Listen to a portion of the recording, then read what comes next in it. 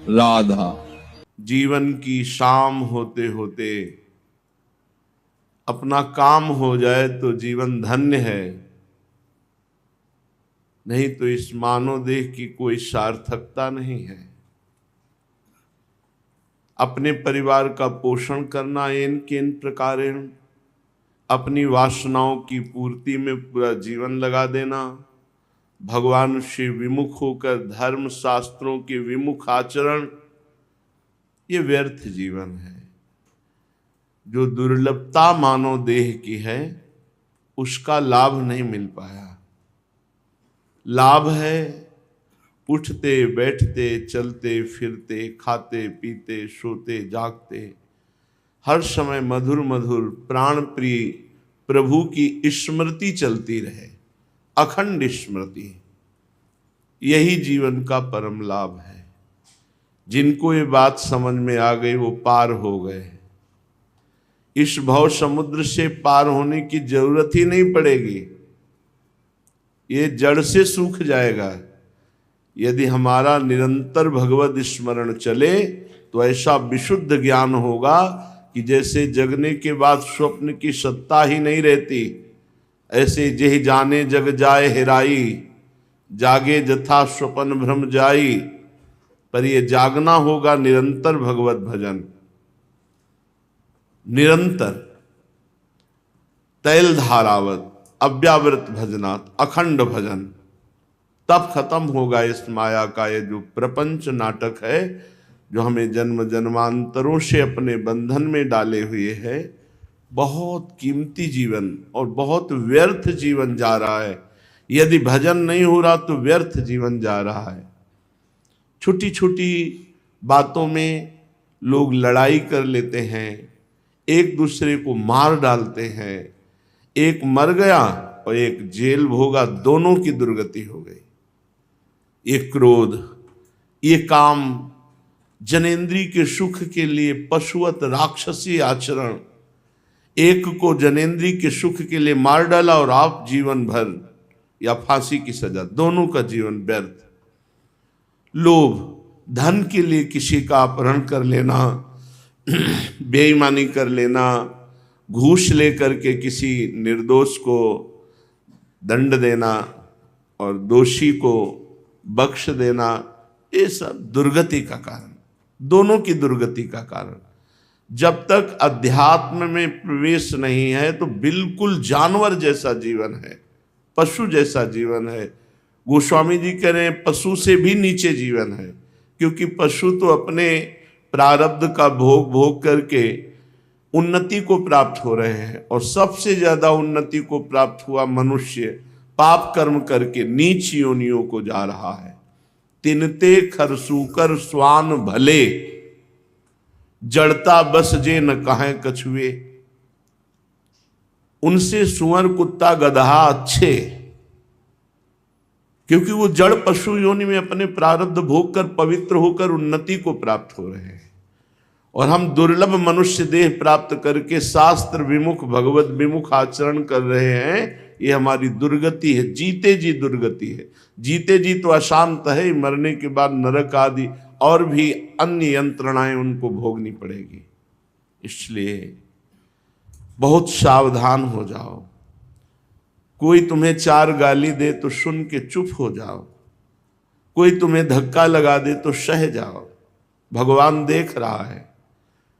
अपने कर्म जाए अपकारी, उमा क्षमा सा पौते भारी। वो तुम्हारा अपमान करने वाला, निंदा करने वाला, तुम्हारा अहित करने वाला, वो खुद अपने कर्म का भोग भोग लेगा, तुम अपने को बचा लो। उमा क्षमा सापोहते भारी, श्राप से भी भारी क्षमा हो जाती है जब आप मौन होकर सह लेते हैं। ये मौन होकर सह लेना उसके लिए पतन का बहुत बड़ा कारण बन जाएगा। हम ये भी नहीं चाहेंगे कि उसका पतन हो। भगवान उसकी बुद्धि शुद्ध करें, अपने चरणारविंद में ले, पर अपने को चाहिए कि इस दुर्लभ मनुष्य देह को बचा लो। ये कहीं विपत्ति में न फंस जाए, कहीं समस्याओं में न फंस जाए, कहीं अधर्माचरण में न फंस जाए, नहीं तो भजन के लिए फिर चांस नहीं है। जब मन विपत्तियों में फंस जाता है, समस्याओं में फंस जाता है, फिर भजन का चांस नहीं रहता। फिर वही राग द्वेष का चिंतन, वही नाना प्रकार की धन आदि वस्तुओं का चिंतन, भगवत चिंतन रहित जीवन मृत जीवन है, निकृष्ट जीवन है, निंदनीय जीवन। ऐसे वर्णन करूं, एक जीव है, अगर लाखों करोड़ों जीव होती तो शायद हम वर्णन करने की चेष्टा करते। त्रिभुवन में ऐसी सुंदरता कहीं न देखी गई है न सुनी गई है।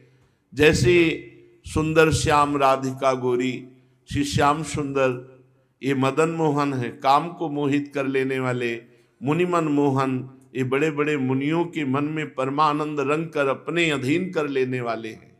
मोहन मुनि सघन प्रगट परमानंद, गुण गंभीर गोपाला, ये ऐसे गंभीर गुणों से युक्त हैं गोपाल जी, ये बड़े बड़े मोहन मुनि मन रंगी, मोहन मदन त्रिभंगी, मोहन मुनि मन रंगी। बड़े बड़े मुनियों के हृदय में अपना प्रभाव प्रकाशित करके उनको अधीन कर लेते हैं, काम को अधीन कर लेते हैं। मुनिमन मोहन, मदन मोहन, और ये इतने सुंदर हैं कि अपना प्रतिबिंब देखकर स्वयं मोहित हो जाते हैं, इसलिए स्वमन मन मोहन है। और ऐसे मोहन को मोहित किए हुए हैं मोहिनी प्रियाजू। तो देवलोक भूलोक रसातल सुन कवि कुल मत डरिए, सहज माधुरी अंग अंग की कही कासो पट तरिए। इसीलिए श्री भट्ट देवाचार्य जी कह रहे, भुवन चतुर्दश की सुंदरता, अगर 14 भुवनों की सुंदरता देखी जाए तो भी श्याम राधिका गौरी का उदाहरण नहीं दिया जा सकता। ये उपमा रहित जोड़ी है, ये अनुपम जोड़ी है। त्रिभुवन में कोई ऐसा नहीं जिससे उदाहरण दिया जाए कि प्रिया प्रीतम कैसे, बोले अमुक जैसे, नहीं। ये जोड़ी वृंदावन में विराजमान है। दुर्लभ बात है, जो राधा राधा रटते हैं और राधा किशोरी के चरणों का आश्रय लिए हैं, वो कोई भी हो, कहीं भी हो, कैसे भी हो, निश्चित हमारी महारानी जी की कृपा से उनका परम मंगल होगा, लौकिक और पारलौकिक उन्नति होगी। क्योंकि हमारी स्वामिनी जी को कभी गुस्सा नहीं आता, बहुत करुणा में, बहुत दयालु, बहुत ही दयालु है। सच्ची मानिए, दया की समुद्र है हमारी स्वामिनी जी। भूल से भी कोई कह दे हे राधा किशोरी मैं आपकी शरण में हूं, आजीवन की जिम्मेवारी ले लेती हैं। ये हृदय की बात कह रहा हूं, महापुरुष जन अपने हृदय की बात कहते हैं। श्रीपाद कह रहे, जैसे किसी को कोई और रोग हो और दवा किसी और रोग की दी जाए तो उससे शांति नहीं मिल सकती और रोग बढ़ जाएगा। ऐसे ही मेरे हृदय का ताप शमन केवल राधा किशोरी के चरणारविंद की आराधना से होगा, अन्य किसी आराधना से नहीं। माना वो औषधियां ही हैं, लेकिन अगर बुखार वाले को अन्य कोई रोग की औषधि दे दोगे तो उसको लाभ नहीं मिलेगा और जलन बढ़ेगी। ऐसे ही श्रीपाद कह रहे, मेरे हृदय की शांति का विषय गोरे चरणारविंद की आराधना, श्री प्रियाजू की आराधना, राधा आराधन निष्ठायाम, मेरी निष्ठा है राधा चरणारविंद में। तो हमें अन्य जगह कहने, एकमात्र श्री किशोरी जी के चरणारविंद की। तो लालजू तो अपने आप अधीन है, अखिल कोटि ब्रह्मांड नायक परात्पर ईश, ये तो अधीन है, श्री गोरे चरणारविंद के अधीन है। नंद सुत मन मोदकारी, विरह सागर तरन, दास परमानंद छिन छिन श्याम जिनकी शरण, धन धनि राधिका के चरण। ये अखिल ब्रह्मांडों को आनंद प्रदान करने वाले, प्रभु को भी मोद प्रदान करने वाले गोरे चरणारविंद हैं। लालजू के हृदय के विरह ताप स्मर ताप का समन करके परम शीतलता प्रदान करने वाले गोरे चरणारविंद हैं। परमानंद दास जी कह रहे हैं कि ये वो चरणारविंद हैं जो सबकी रक्षा करने वाले, सबको अपनी शरण में लेने वाले, वो इनकी शरण है। श्याम जिनकी छिन छिन शरण, धनि धनि राधिका के चरण। इसीलिए श्रीपाद कह रहे, हमको सिर्फ राधा आराधन निष्ठाया, शिव किशोरी जी के चरणारविंद की आराधना की निष्ठा है, अन्य नहीं। माना अन्य और भी औषधियां हैं भगवत प्राप्ति के लिए, पर जैसे रोग के लिए निर्दिष्ट दवा ही काम करती है। ऐसे मेरे हृदय को केवल राधा चरणारविंद से ही शांति मिलेगी। अलमते शास्त्रौघैरपि सुविदितैर व्यक्तवचनैर। अब बंद करो, अन्य शास्त्रों की चर्चा मुझे बिल्कुल नहीं सुहाती। अलमते शास्त्रौघैरपि सुविदितैर व्यक्तवचनैर, जो शास्त्रों में सिद्धांत बताए गए, वचन बताए गए, अब मुझे नहीं रुचते। महात्भिश्चालम ते ये इहि न विदो वेत्य निगिरः। अब मुझे महापुरुषों के बड़े बड़े वाक्य, कुशल पटुता पूर्वक प्रवचन, ये भी मुझे अच्छे नहीं लगते। श्रीपाद कह रहे अलम चा स्वाभ्यूहैरति परम दुर्ग प्रसरणई। ये तर्क वितर्क, ये ज्ञान विज्ञान, ये सब बड़ा पहाड़ जैसा है, मुझे इससे भी मतलब नहीं। बंद करो ये भी। तो आप चाहते क्या है? बोले रनाशंकम वृंदावन भुवि निवासम कुरु सखे। निशंक होकर वृंदावन में पड़े हो, राधा राधा जप रहे। बस ये हमें सुहाई दे रहा है। अब हमें न तो शास्त्र की वार्ता, न शास्त्र के सिद्धांत, न महावाक्य जो बड़े बड़े महापुरुषों के द्वारा प्रकट किए गए हैं, मुझे अन्य कोई प्रवचन, अन्य कोई शास्त्र चर्चा अब नहीं। अब तो बस राधा राधा राधा राधा और वृंदावन की रज में पड़े हैं। श्री राधा माधुर्योर यथा कदाचिन्न संभवी विरहा, तदृश वृंदावनयोस् तथैव परमो विना भावः। बिना वृंदावन का सेवन किए, बिना वृंदावन की रज का सेवन किए, बिना वृंदावन के रसिक जनों का सेवन किए, राधा माधव का प्रेम विरह संभव नहीं है, प्रकट नहीं हो सकता, चाहे जो साधना करो। रेमन रसिकन संग बिन रंचन उपजय प्रेम। बिना प्रेमी जनों के संग के, ये संक्रामक रोग है प्रेम। जब हम प्रेमी जनों का संग करते हैं तो उनकी दृष्टि, उनका स्पर्श हमारे जीवन में प्रेम प्रकट कर देता है। इसलिए भगवत प्रेमी महात्मा की चरण रज, उच्छिष्टामृत, उनका चरणामृत, इनका बहुत महत्व है। क्योंकि वो जो नाम जप करते हैं, जिस प्रेम में डूबे रहते हैं, वो प्रेम के परमाणु हमें प्राप्त होते हैं। तो वृंदावन की रज, कोई कण ऐसा नहीं जो भगवत प्रेमी महात्माओं के रुदन से भींजा ना हो।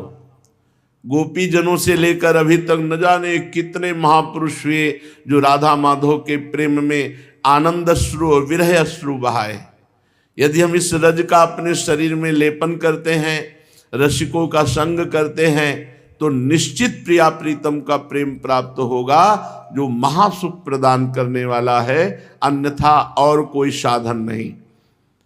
श्री राधा माधुर्योर यथा कदाचिन्न संभवी विरहा, संभव ही नहीं है, कोई साधन करके देख लो। तदृश वृंदावनयोस् तथैव परमो विना भावा। बिना वृंदावन के प्रतिभाव किए, बिना वृंदावन की रज का सेवन किए, बिना वृंदावन के रसिकों का संग किए, प्रिया प्रीतम का प्रेम प्रकाशित नहीं हो सकता। गोस्वामी जी ने तो राम जी के प्रेम के लिए कहा है, यह गुण साधन ते नहीं होई, तुम्हारी कृपा पावो कोई कोई। कोई कोई आपकी कृपा से। तो आपकी कृपा का मतलब क्या है? भगवत प्रेमी महात्मा का संग।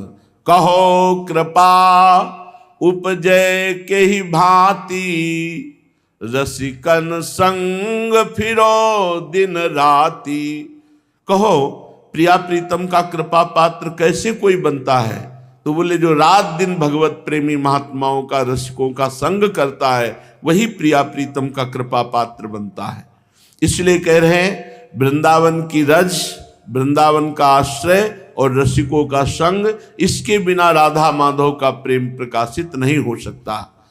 आधीतम किम शास्त्रम गृणदमित वृंदावन गुणम, स्वधीतम किम तत्वम द्वय मधुर वृंदावन रति।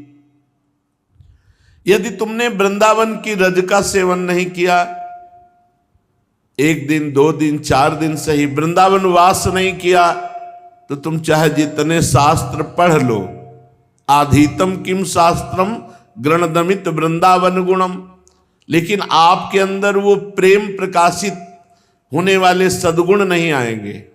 वो वृंदावन की रज का सेवन करने से, वृंदावन की कृपा से आएंगे। और आप चाहे जितनी साधना कर लो, युगल किशोर का जो रति तत्व है, परस्पर जो प्रेम तत्व है, वो शास्त्र स्वाध्याय से नहीं आता समझ में, वो वृंदावन की कृपा से आता है। वृंदावन का सेवन, रज का सेवन, रसिकों का सेवन, इनकी कृपा से आता है। तो वृंदावन का आश्रय ले, वृंदावन का हो सके जितना वास करे और खूब नाम जप करे, प्रिया प्रीतम के भरोसे रहे, पापाचरण ना होने पावे, तो इसी जन्म में भगवत प्राप्ति हो जाए। चलते हैं श्रीमद् भागवत महापुराण।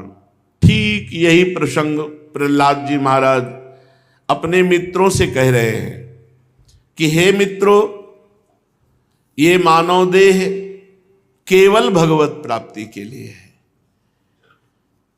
कहो भगवान को प्रसन्न करने के लिए क्या प्रयास करने की जरूरत है? कौन सा ऐसा प्रयास करना पड़ता है भारी भगवान को प्रसन्न करने के लिए? नहीं, कोई भारी प्रयास नहीं करना पड़ता। वो कह रहे हैं सर्वेषाम अपि भूतानाम हरिरात्मेश्वरः प्रियः भूतैर्महद्भिः स्वकृतैः कृतानाम जीव संगीतम। यदि आप भगवान को प्रसन्न करना चाहते हो तो सबके हृदय में भगवान विराजमान है, पहले ऐसी भावना करो। ये बहुत बड़ी बात है। इसके बिना न निकुंज में प्रवेश है, न साकेत में प्रवेश है और न मोक्ष है। ये बात आपको अपने जीवन में लानी ही पड़ेगी। मोक्ष प्राप्त करना है तो सर्वम खलमिदम ब्रह्म, साकेत में प्रवेश पाना है तो सिय राम मैं सब जग जानी, करऊं प्रणाम जोरी जुग पानी। वृंदावन में प्रवेश पाना है तो चिद चिद लक्षणम सर्वम राधा कृष्णमयम जगत, चेतन चेतन सब राधा कृष्ण ही है। सर्वान वस्तु तया निरीक्ष परम स्वाराध्य बुद्धिर्मम, मेरे राधा वल्लभ लाल ही सब रूपों में विराजमान है। अगर ये वृत्ति नहीं आई तो प्रहलाद जी कह रहे भगवान को प्रसन्न कर लेना बड़ा कठिन हो जाएगा। भगवान को प्रसन्न करने के लिए कोई विशेष प्रयास की जरूरत नहीं है, कुछ साधन बता रहे हैं। गुरुदेव भगवान का आश्रय ले लेना, अर्थात गुरु का वर्ण कर लेना, प्रेम पूर्वक गुरुदेव के चरणों की सेवा करना, अपने को जैसे भगवान रह रहे हैं उसमें रख रहे हैं उसमें हमें राजी रहना। जोई जोई प्यारो करे सोई मोहि भावे। जैसी परिस्थिति है, जैसी स्थिति, हम राजी हैं। संतुष्टायेन केनवा जथा लाभ संतोष सदा काहू सो कछु न चाहोगो। ये भगवान के प्रसन्न करने के लिए साधन है। पहला गुरुदेव का आश्रय लेकर प्रेम पूर्वक उनकी सेवा। दूसरा है जैसे भगवान तुम्हें रख रहे हैं, तुम्हारे लिए स्थिति बिल्कुल ठीक है, भगवान से पास होकर वो स्थिति आई, भले भयावह है, भले दुखद है, भले अव्यवस्था है, लेकिन पक्का मान लेना अगर आप उसमें राजी हो गए और नाम जप किए तो उसी स्थिति से आप भगवत प्राप्त महात्मा हो जाएंगे। जो स्थिति परिस्थिति को बदल करके भजन करना चाहते हैं उनका कभी भजन सिद्ध नहीं होगा। जैसी परिस्थिति है उसी परिस्थिति में भजन करके दिखाओ, तब आप सिद्ध पुरुष हो जाओगे। जैसी परिस्थिति है, भागने की जरूरत नहीं है।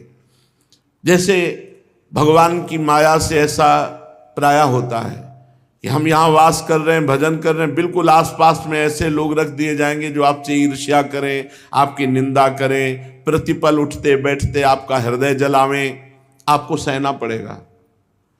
अगर आप सोचते हैं स्थान परिवर्तन करने से तो फिर स्थिति नहीं आएगी। भगवान ने वो परिस्थिति दी है जिससे आप परिपक्व महात्मा बन जाए, परिपक्व साधक बन जाए। इसलिए भागो मत किसी परिस्थिति से, उसी परिस्थिति में डट कर भजन करो। श्री प्रहलाद जी कह रहे हैं जैसी भगवान ने स्थिति परिस्थिति दी है उसी परिस्थिति में खूब भजन करो, परिस्थिति बदलने की कामना मत करो। और भगवान की शरण में होकर भगवान की खूब चर्चा सुनो। भगवत प्रेमी महात्माओं के संग से ये सहज में मिलती है भगवत चर्चा, क्योंकि उनका स्वभाव होता है, उनका व्यसन होता है, उनका नशा होता है भगवत चर्चा करना। तो भगवत प्रेमी महात्माओं के संग से खूब भगवत चर्चा सुनना, भगवत चर्चा करना, भगवान नाम जप करना, भगवान के श्री विग्रह की सेवा पूजा करना, और सर्वशक्तिमान भगवान सर्वत्र विराजमान है ये भावना करना। जब आप इतना करोगे तो आपके हृदय से ये 6 विकार नष्ट हो जाएंगे जो पूरी सृष्टि को पराजित किए हुए हैं। काम, क्रोध, लोभ, मोह, मद, मत्सर एवं निर्जित षड्वर्गैः क्रियते भक्तिरीश्वरे। भगवान की भक्ति का फल क्या मिला? काम, क्रोध, लोभ, मोह, मद, मत्सर ये नष्ट हो गए। ये हमको सदैव गुलाम बनाए हुए थे, अब भक्ति के प्रभाव से, भजन के प्रभाव से हम इनके ऊपर उठ गए। इनका प्रभाव हमारे ऊपर ना पड़े तब माना जाएगा कि आपकी भक्ति परिपक्व हो गई है, आपकी भक्ति सिद्धावस्था की तरफ जा रही है। तो जब भक्ति करते हुए षड विकार भस्म हो जाते हैं तो सारे के सारे कर्म जो हमें बार बार जन्म मरण चक्र में फंसाने वाले थे वो भस्म हो जाते हैं। जब कोई इस तरह की भक्ति करता है तो उसकी स्थिति बदलती है। स्थिति में वो यदाति हर्षोत पुलकासु गदगदम प्रोत्कंठ उद्गायति रोति नृत्यति। वो कभी कभी भगवान के चिंतन में इतना आनंदित हो जाता है कि नाचने लगता है। यदाति हर्षोत पुलकित हो गया, अश्रु बह रहे, कुछ बोला नहीं जा रहा। यदाति हर्षोत पुलकासु गदगदम प्रोत्कंठ उद्गायति रोति नृत्यम। कभी बोलते ही नहीं बन रहा, कंठ अवरुद्ध हो गया आंसुओं से, कपोल भींज रहे, रोमांच हो गया। कभी वो रोती, बहुत जोर जोर से रो रहा है। कभी उद्गायति, कभी भगवान के गीत गा रहा है, और कभी नृत्यति, कभी नाच रहा है। यदा ग्रहग्रस्त इव क्वचिद सत्याक्रंदन्ते ध्यायति वंदते जनम। अब बाहर से वैसा दिखाई दे रहा है मानो कोई पागल हो, कभी सबके चरणों में वंदना कर रहा है, कभी भगवान में तन्मय होकर के समाधिस्थ हो रहा है, कभी बड़ी बड़ी लंबी सांसें खींच करके जोर से पुकार, हे जगतपते, हे गोविंद, हे नारायण, हे हरि, हा राधा, ऐसे पुकारता है। मुहु श्वसन वक्ति हरे जगतपते नारायणेत्यात्म मतिर्गतत्रपहा। आहा, बुद्धि से परे उसकी स्थिति है। कभी कभी भगवत भावना में इतना तन्मय हो जाता है कि वो स्वयं भगवत स्वरूप हो जाता है। अब जितना जन्म मृत्यु का कर्म का खजाना था सब भस्म हो गया इस भक्ति के प्रभाव से। इस अशुभ संसार के दलदल में फंसाकर अशुभ गति देने वाले जितने कर्म थे सब भस्म हो गए।